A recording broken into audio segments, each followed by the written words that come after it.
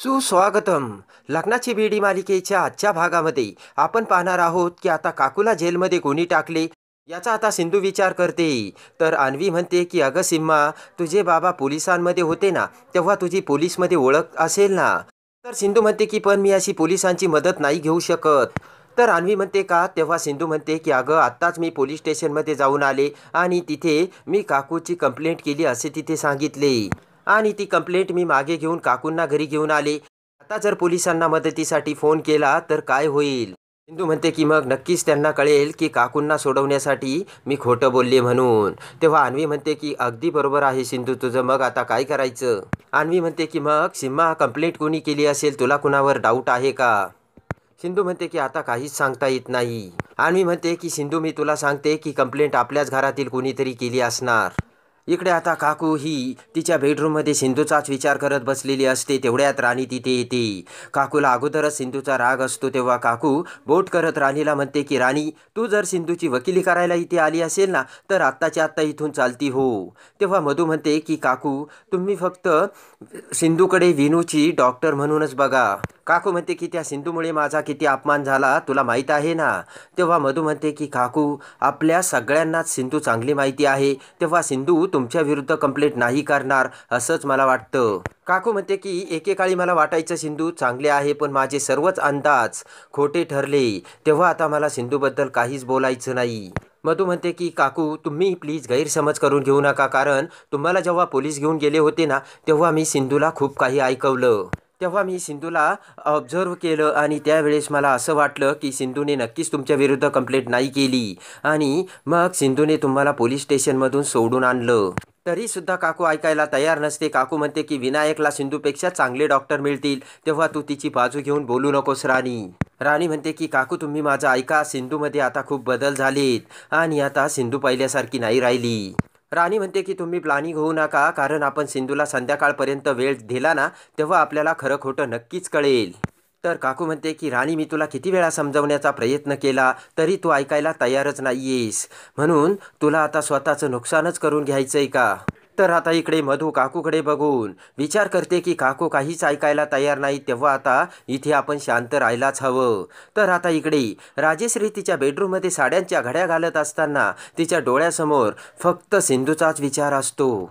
आपण सिंधूला कसे डोक्यावर हात ठेवून शपथ घ्यायला लावली, पण सिंधूने त्यावेळेस शपथ घेतली नाही, हे आता सर्व राजेश्रीच्या डोळ्यासमोर येते. तेवढ्यात रत्नाकर तिथे येतो. तर राजेश्री म्हणते की बघितलं का, माझी शपथ सिंधूने नाही घेतली, म्हणजे नक्की सिंधूने काकू विरुद्ध तक्रार नाही केली.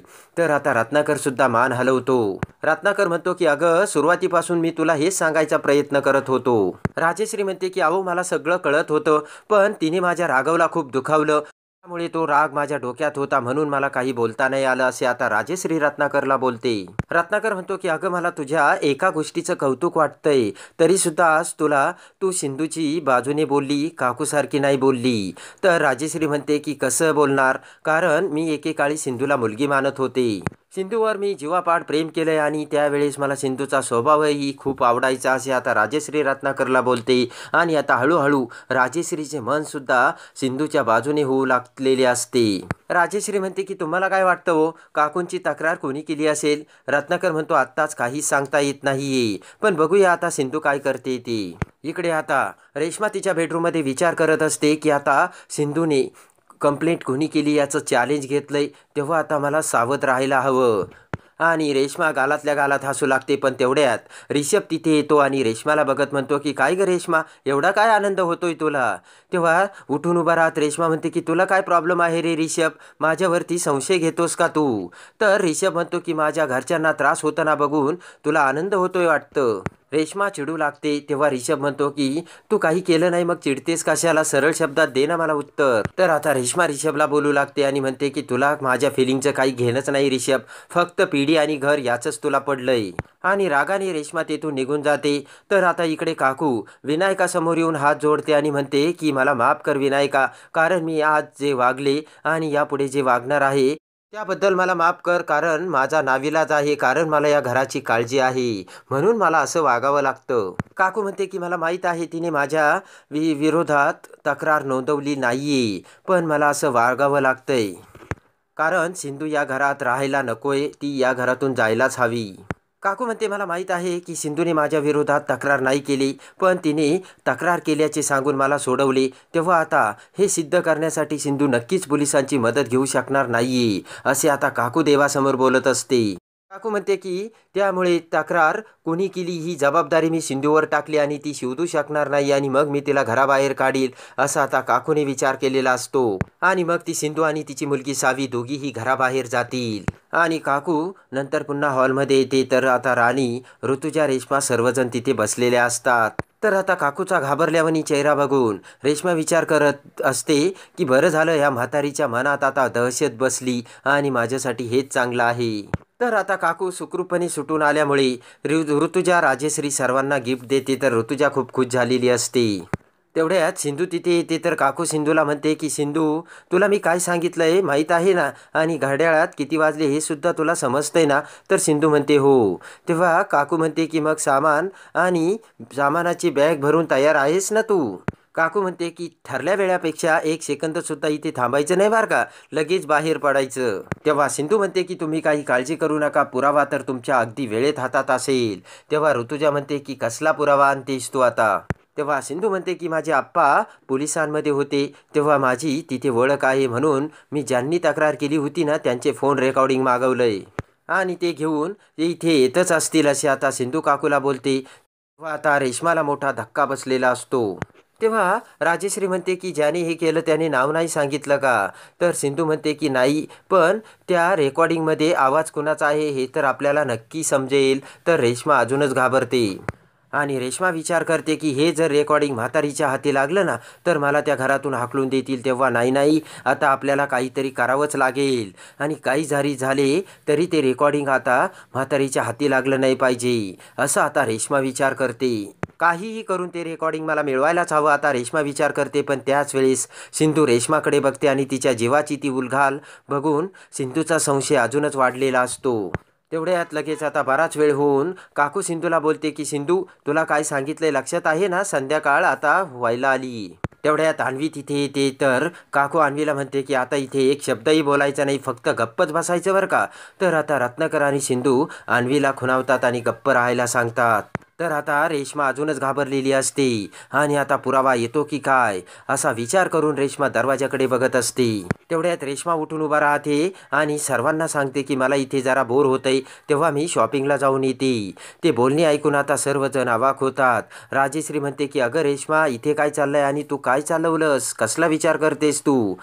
काकू म्हणते की अगं रेश्मा, किती वाजलेत जरा बघितलंस का? तेव्हा रेश्मा म्हणते हो बघितलं, पण मला जायचंय बाहेर, तुम्हाला काय प्रॉब्लेम आहे? पण काकू विचार करते की माझ्या विरुद्ध कंप्लेंट कोणी केली नाही अजून कळलेलं नाही, तेव्हा आत्ताच आपण वाद घालायला नको. तर काकू म्हणते की तुला जायचंय ना रेश्मा, जा. तर रेश्मा खाली मान घालून तेथून निघून जाते. तर सिंधू आता रेश्माकडे बघत असते. तर आता इकडे रेश्मा घराच्या बाहेर जाऊन ते पुराव्यावाले कधी येतात आणि अगोदर आपण त्यांना कसे भेटतो हे आता रेश्माला झालेलं असतं. रेश्मा म्हणते की देवा, जर ते मला भेटले ना मी तुला पेढे वाईल, पण ते पुराव्यावाले अगोदर मलाच भेटू दे. तेवढ्यात एक पोलीस तिथे येतो, तर रेश्मा त्याला बघत म्हणते की अहो, तुम्ही डॉक्टर सिंधू सावंतला भेटायला आले ना? तर तो पोलीस म्हणतो हो. रेश्मा म्हणते की मग तो पेन ड्राईव्ह मला द्या. तर तो पोलीस म्हणतो की सॉरी, सिंधू सावंत शिवाय तो पेन ड्राईव्ह मी कुणाला देऊ शकत नाही. रेश्मा म्हणते की अहो, सिंधूनेच मला पाठवलंय, द्या बरं तो पेन ड्राईव्ह इकडे. तेवढ्यात पाठीमागून सिंधू तिथे येत म्हणते की रेश्मा, अजून किती थापा मारशील ग? तर सिंधू म्हणते काय झालं रेश्मा? तेव्हा हसतच रेश्मा म्हणते की अगं, शॉपिंगला जात असताना हे मला भेटले आणि तू यांना शोधत होती ना? तेव्हा सिंधू म्हणते की मी शोधत होते का तू? सिंधू म्हणते की कोण बघत होतं यांची वाट? तर रेश्मा म्हणते की अगं हे मला अचानक भेटली. तर रेश्मा म्हणते की सिंधू तुला पुरावा हवा होता ना? तर सिंधू म्हणते की आता त्याची गरजच नाहीये. तर आता इकडे लगेच सिंधूला आठवतं की आपण अन्वी सोबत आता पुरावा शोधण्याचा कसा प्लॅन केला होता. कारण सिंधूने अन्वीला एक राधाबाईची गोष्ट सांगितलेली असते. राधाबाईकडे जेव्हा एक मोठा मौल्यवान नेकलेस होता, तेव्हा तिच्या सर्व सुनांना वाटायचं की हा नेकलेस आपल्यालाच मिळायला हवा आणि एक दिवस तो राधाबाईचा नेकलेस चोरीला गेला. तेव्हा राधाबाईंनी आता चारही सुनांना तिच्याकडे बोलावलं आणि आता राधाबाईंना चारही सुनांवरती संशय होता. तेव्हा आता चारही सुनांपैकी आपला नेकलेस कुणी घेतला हे राधाबाईंना शोधायचं होतं. आणि मग राधाबाईंना एक आयडिया सुचली आणि मग राधाबाईंनी चौघींना सुद्धा एक मॅजिक स्ट्रिक म्हणजे जादूची स्ट्रिक दिली. सिंधू म्हणते की म्हणून राधाबाईंनी चारही सुनांकडे 4 काठ्या दिल्या आणि प्रत्येकाला सांगितलं की ज्याने चोरी केली त्याची काठी 4 इंच वाढेल. तेव्हा ज्या सुनेने चोरी केली होती तिने सुद्धा एक हुशारीने आयडिया केली आणि तिची काठी 4 इंच तोडून टाकली. कारण आता 4 इंच जर काठी वाढली तर मग ती काठी पूर्ववत होईल. आणि दुसऱ्या दिवशी ज्या वेळेस राधाबाईंनी 4ही सुनांना बोलावलं तेव्हा ज्या सुनेने चोरी केली होती तिची काठी 4 इंच लहान झाली. कारण ती मॅजिकल स्ट्रिक नव्हतीच. आणि लगेचच तो चोर सापडलाचे अन्वी ही सिंधूला बोलते. तेव्हा सिंधू म्हणते की अन्वी आता पुढे काय करायचं ते ऐक. आणि सिंधू पुन्हा तिचा प्लान आता अन्वीला सांगते. तेव्हा आता प्लानप्रमाणे आता अन्वी आणि सिंधू पुन्हा हॉलमध्ये येतात. तर लगेच इकडे ऋतुजाने सिंधूची बॅग पॅकच करून ठेवलेली असते. तेव्हा आता ऋतुजा म्हणते काय झालं. तर सिंधू म्हणते की काही नाही. तेव्हा रत्नाकर म्हणतो की सिंधू सापडला का तुला पुरावा. तर सिंधू म्हणते नाही. तेव्हा लगेचच आता ऋतुजा म्हणते तुझे बॅग पॅक करायचं आणि निघायचं. तर लगेच सिंधू आता सावीला घेऊन जाऊ लागते. तेव्हा विनू म्हणतो की कुठे चालल्या डॉक्टर काकू. तर सिंधू म्हणते की मी सावीला घेऊन दहीगावला चालले. आणि सिंधू जाऊ लागते तेवढ्यात थांबा असा आवाज येतो. तर राघव तिथे आलेला असतो. पोलिसी वेशात राघव तिथे म्हणतो की कोणी कुठेही जाणार नाही. तर आता सर्वजण अवाक झालेले असतात. तर आता रेशमाची चोरी रंगेहात पकडून आता राघव कसा रेशमाला अटक करतो आणि सिंधूचा विश्वास पुन्हा प्राप्त करून आता रत्नपारखी पुन्हा कसे सिंधूला आपले मानतात हे बघण्यासाठी आणि लग्नाची बीडी मालिकेच्या डेली अपडेटसाठी आपल्या चॅनलला लाईक करा, सबस्क्राईब करा.